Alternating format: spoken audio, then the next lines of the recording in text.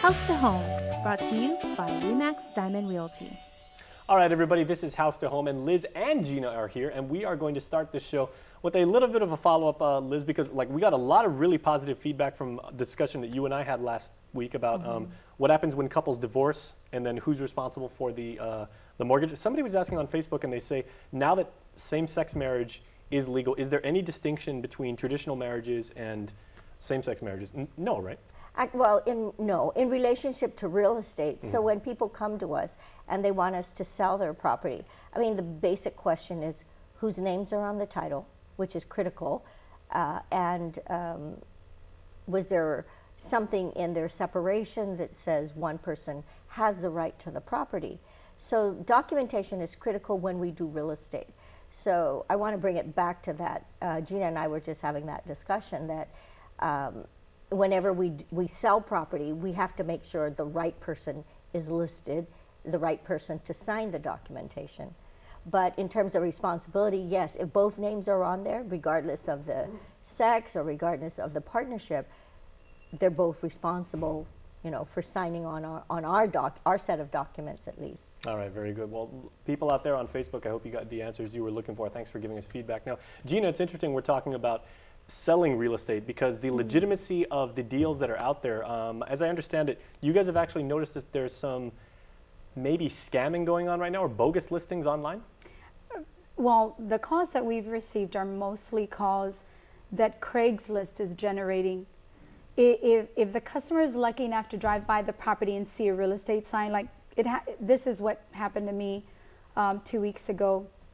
The customer got the information from Craigslist. It was a great deal, contacted the owner online because there was a phone number and information online. So this particular party contacted that owner, gave all the information that the owner needed, the so-called owner required. So basically everything was done online. And then the customer happened to drive, wanted to drive by the house because it was her intent to go look at the property. I guess she was given instructions about how to access the property once she drove by. She drives by the property and had seen my sign on it. So she called and she said, well, are you going to take your sign down? Because I've already made arrangements with the owner.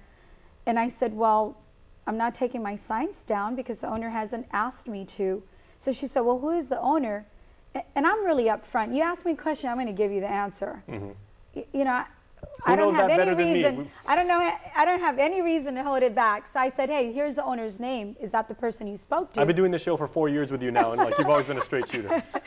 So she said, well, that's not the owner I'm speaking to. And I said, well, that's the owner that owns the property. So I said, if you're speaking to anybody else, you really need to look into that. And then I asked her, what was the deal that owner gave you? And she gave me the info. And I said, well, didn't it sound too good to be true? So, and I told her, I said, I hate to have to point this out, but if it sounds too good to be true, before you give out any information or send any money or do anything, you really have to verify that what you're doing is correct and true, because there's a lot of scams going on.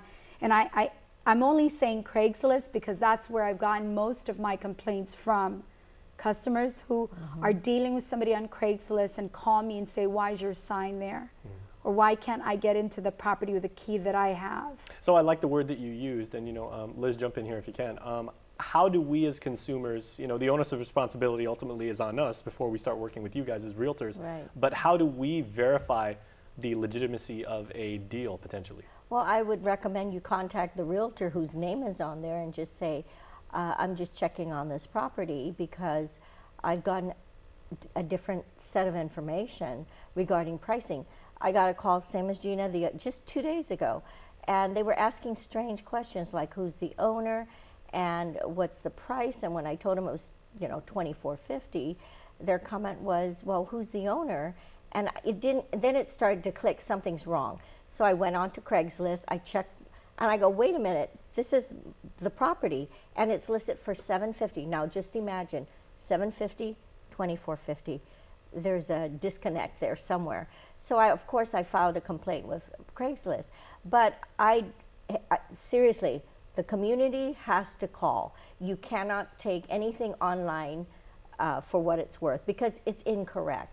There's scammers out there, and they think Guam is a playground to get money. And by the way, people have sent money out, and they've lost the Yeah, money. that's the So problem. Is That's that, the problem. is that another telltale sign if people ask you for money up front, or they say, you know, like, Yes. here's, Well, I mean, first of all, I would never send anyone anything unless I've met them face to face. right. And if they're legitimate, they should be able to arrange, even if, because you're going to run into properties where it's maybe a private owner, not necessarily a realtor. Well, gosh darn it, insist that someone's face, somebody meet you at the property, Right. that somebody open the door for you. If they're telling you to go get a locksmith to open the door, Something's there's wrong. seriously something wrong with that picture.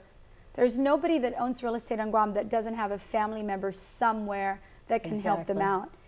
And if you're foolish enough to go ahead and do something like that, I have very little sympathy. Well, this is obviously a issue that has got both of you very, Yes. very emotional. So, ladies, thank you so much. And we're going to go to commercial break before Gina starts using the type of language that we can't put over TV and even on the internet. So make sure you stay safe. Go check out these wonderful people.